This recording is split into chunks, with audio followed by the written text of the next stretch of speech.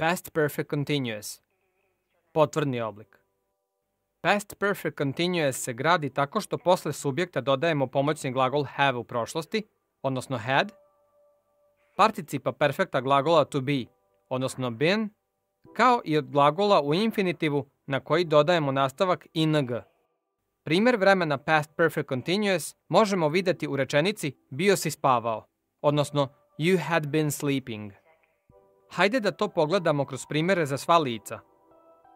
Svim licima ćemo dopisati pomoćni glagol have u prošlom vremenu, odnosno had, potom ćemo dodati been, a zatim ćemo svugde dodati glagol sleep, na koji ćemo dodati nastavak ing.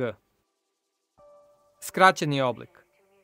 U vremenu Past Perfect Continuous, had se može napisati skraćeno i pripojiti subjektu, tako što se uklone prva dva slova, doda se apostrof umjesto njih, a zatim se preostalo slovo d sa apostrofom pripoji subjektu, kao što se vidi u primjerima koji prikazuju skraćene oblike. Kada dodajemo nastavak ing na glavni glagol, u nekim situacijama je ponekad potrebno da napravimo male izmene. Ukoliko želite više da saznate o ovim situacijama, pogledajte video objašnjenje za potvrdni oblik vremena Present Continuous. Ako imate još nedoumica u vezi sa vremenom Past Perfect Continuous, pogledajte i ostala video objašnjenja za ovo vreme na sajtu virtualnoučionica.com.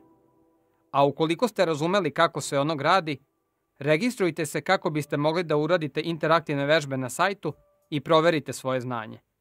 Ako vam se sviđa interaktivna gramatika engleskog jezika, kliknite na dugme subscribe i preporučite nas svima koji imaju želju da nauče engleski jezik.